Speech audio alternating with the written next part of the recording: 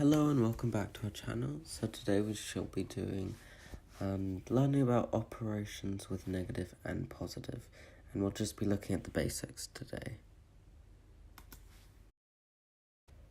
Okay, so let's get started learning about the basic rules. So like in many other things in mathematics, the rules change based on the operation. So for addition, when you have a positive plus a positive, it equals a positive. When you have a negative plus a negative, you get a negative. When you have a positive plus a negative, you get a positive or a negative. It depends on the case. So let's prove these rules by a few examples.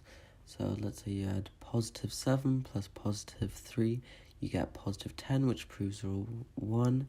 Then you have negative 7 plus negative 3, that equals negative 10, which proves rule 2. And then you have minus 7 plus 3, which equals minus 4. And then 7 plus minus 3, which equals 4, positive 4, which proves rule 3. That there could be a positive or a negative number, just depending on the case. Now let's take a look at the subtraction rules. So when you have a negative minus a positive, it equals negative. When you have a positive minus a negative, it equals negative. When you have a negative minus a negative, it could be a positive or a negative. Okay, so let's prove these rules with a few examples. So if you have minus 5 minus positive 3, you get minus 8. When you have 3 minus 5, it equals positive 8, because we know from the addition rules that a negative plus a negative equals a positive. So 3 minus 5 is equal to 3 plus 5. And lastly, we know that minus 5 minus 3 is equal to minus 5 plus 3, which is equal to minus 2, which gives us a negative number. And whereas minus 3 minus 5 is equal to minus 3 plus 5, which gives us positive 2, which is a positive number, which proves rule 3.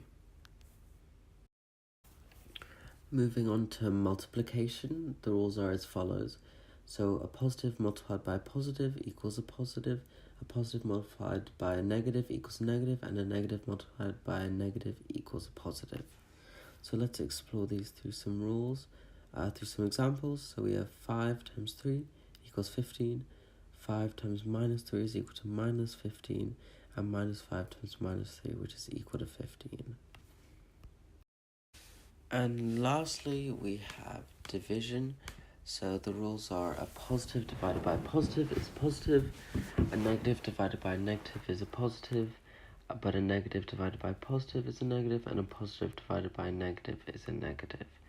So, for example, we have 15 divided by 3, we know is 5, minus 15 divided by minus 3 is 5 again, minus 15 divided by 3, however, is minus 5, and 15 divided by minus 3 is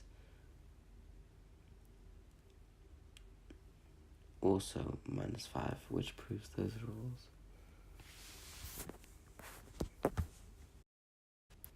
Thanks for watching, I hope you learned something, and if you have any more questions or any other questions, don't hesitate to send us an email or write a comment.